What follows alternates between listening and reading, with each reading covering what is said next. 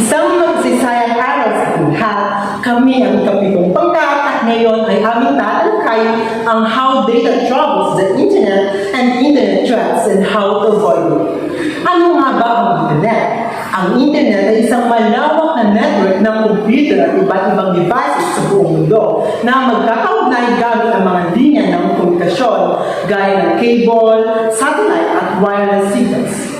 Sa pamamagitan nito, nagkakapagpalitan ng informasyon ng mga tao tulad ng mensahe, larawan, mga videos at pati na rin ang datos kahit gaano kalayo ang lokasyon.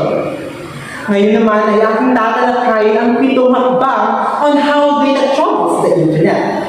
Ang unang hakbang ay ang data origination o pinagmulan ng datos. Dito, nabubuo ang datos mula sa gamit mo tulad ng computer at cellphone.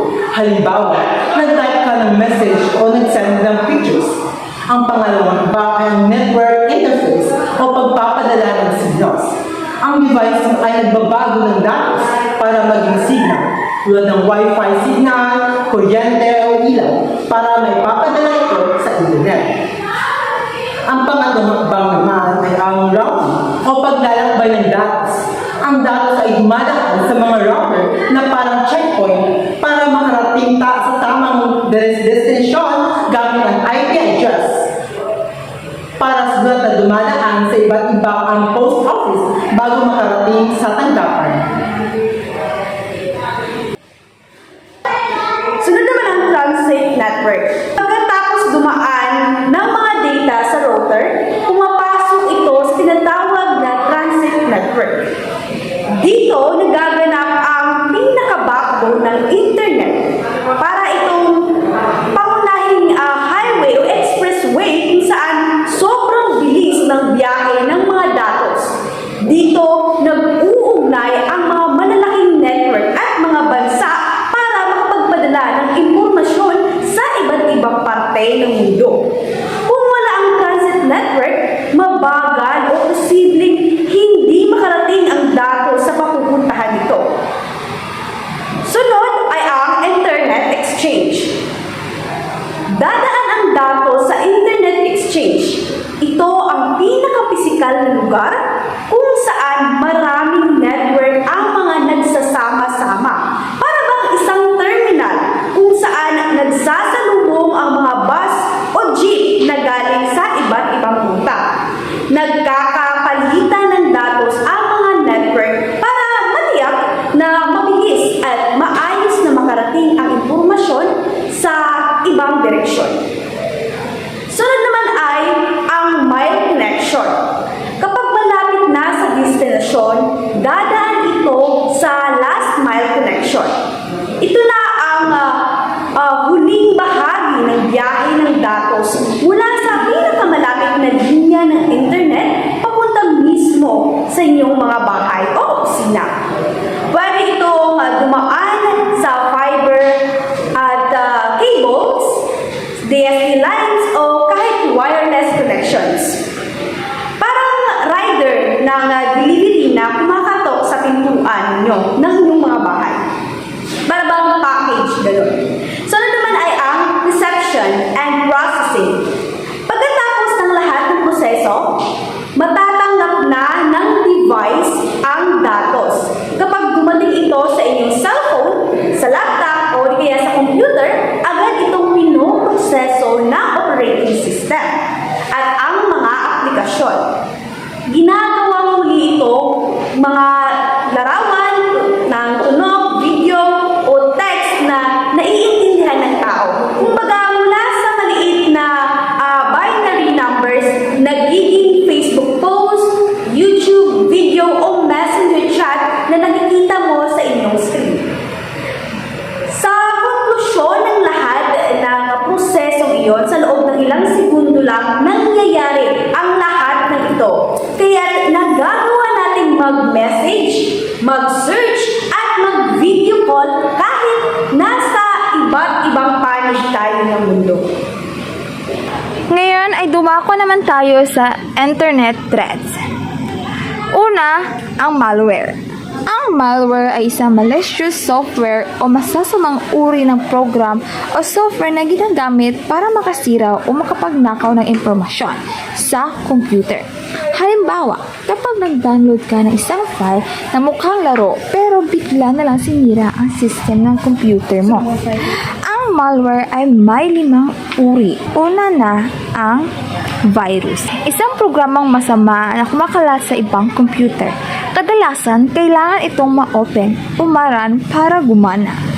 Halimbawa nito ay ang nag-download ka ng file mula sa email na mukhang galing sa kaibigan mo. Pagka-open mo, biglang bumagal ang computer mo. Pasukan na pala ito ng virus. Yun na yung virus na kumalat sa files mo at sa iba pang files mo. Pangalawa ay ang worm. Ang worm ay isang virus rin pero mas malala ito. Hindi ito kailangan i-open. Kusang kumakalat sa internet at network. Halimbawa, may worm sa isang infected na computer sa opisina. Kahit hindi mo ito binuksan, kumakalat ito sa buong network at naaapektuhan ang lahat ng PC. Pangatlo ay ang adware. Ang adware naman ay ang programang nagpapakita ng mga ads o patalastas kadalasan sa anyo ng pop-up. Nakakainis ito minsan dahil may mga kasama itong mga virus. Halimbawa nito ay ang habang nag-internet ka, biglang may lumabas na patalastas ng sapatos o diet pills kahit hindi mo naman hinahanap. Ito ay ang virus na pala na kumalat sa inyong file or sa inyong cellphone, ang adware. Number 4, Trojan. Mukhang kapaki-pakinabang na program, pero panuloko lang. Kapag na-install mo, binubuksan ito ang pinto para sa hacker. Halimbawa, nag-download ka ng free photo editor, pero hindi mo alam, Trojan na pala ito. Ngayon, may hacker na nakapasok sa files mo. Number 5, ang spyware. Tahimik at tumatakbo sa background ng computer mo. Sinusubaybayan ang ginagawa mo, pati ang mga tinatype mo. Halimbawa, may spyware sa PC mo. Habang nagtatype ka ng password sa bank account mo, nagre-record ito ng spyware at nagbibigay ito sa hacker. Yun ang 5 uri ng malware. Ngayon naman ay ating pag-usapan ang iba pang uri ng internet threats.